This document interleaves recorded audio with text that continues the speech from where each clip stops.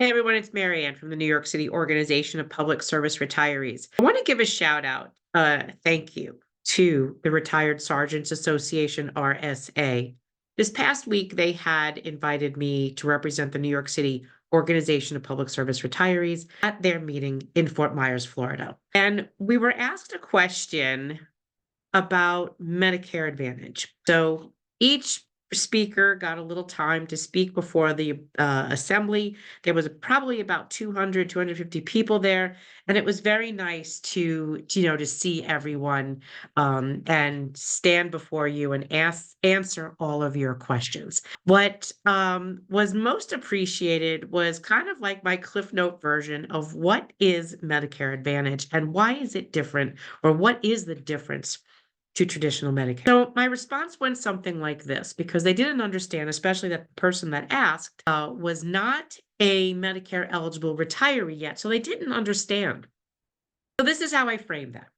When you have traditional Medicare, you have Medicare and a supplement like our city senior care plan. You can go to any doctor you want in America as long as they accept Medicare, and almost 99% of doctors in America accept Medicare. If the doctor wants to prescribe something, you get it. You don't have to go through any type of a network or prior authorization. There's very, very few prior authorizations in Medicare. Typically, those are for durable medical goods and some cosmetic procedures. Everything else, if your doctor wants you to have something, he prescribes it, you get it. If he wants you to go to another doctor, you go. If he wants to give you a test, you go. If he wants to discharge you from the hospital into rehab or skilled nursing, you go. Medicare Advantage is not like that. Medicare Advantage, you have to use their doctors, their network. They cannot say that 99% of doctors in America accept their plan. Actually, they never tell you what the percentage of doctors are in America that accept their plan. You do have prior authorization on many things, and that can change all the time. The contract for the city, for example, it can change every 2 years at the whims of the mayor and the union. So why would you do that? If your doctor then prescribes something, it then has to be prior authorized by the insurance plan. The insurance plan becomes the gatekeeper. You can use out-of-network benefits. However, if you don't call for pre-visit authorization, otherwise known as prior authorization, you are on the hook. And if the doctor won't accept the plan, he's not in the network and he won't accept the plan for payment, you have to pay the doctor and then submit the bill to the insurance company and hope to get reimbursed. That's the crux of the difference of these two plans. Now, because of all the differences in the design of Medicare Advantage, there's other issues, like you can't have an outside drug plan. You must use the insurance companies, the Medicare Advantage plan's drug plan. So that you are forced to use their plan, which has higher premiums and in many cases higher copays. And sometimes, depending upon what your drug is, it may not be in the formulary. Now you're kind of stuck because you can't just go get an outside prescription drug plan, PDP, on your own.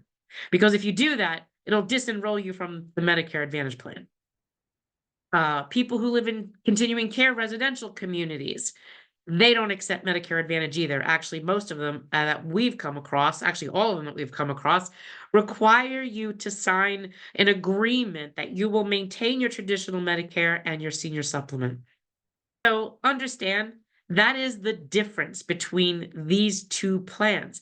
You are also no longer on traditional Medicare. You are on privatized for-profit Medicare. It is an alternative to Medicare. It is not Medicare. Traditional Medicare, original Medicare with a supplement is Medicare. So I hope that kind of clarifies it up in a very short, brief way. We always try to explain this, but when this question came out and I answered her at this event, everyone came up to me afterwards and said, thank you for kind of breaking that down narrowly, because we really never understood what the difference was, especially because the city or some of the unions keep saying, it's better, it's enhanced, it has perks, it has benefits that traditional Medicare doesn't have. Well, really what they're saying is, look at this sparkly crap over here. Like, we'll give you silver sneakers and we'll give you rides to your doctor and we'll give you a $200 debit card to go get groceries. but we're not gonna give you access to, like, Mayo clinics and Cleveland clinics and Hospital for Special Surgery or Memorial Sloan Kettering.